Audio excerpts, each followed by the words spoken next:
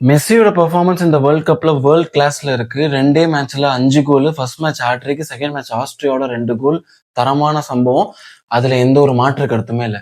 எனக்கு ஒரே ஒரு சின்ன மன வருத்தம் என்னன்னா, பேக் டு பேக் மெஸ்ஸிக்கு ஒரு அழகான ஒரு ஃபேவரிசம் ஃபிஃபா சைட்ல இருந்து வந்துகிட்டே இருக்கோ அப்படின்ற குற்றச்சாட்டு எழுந்துட்டே தான் இருக்கு.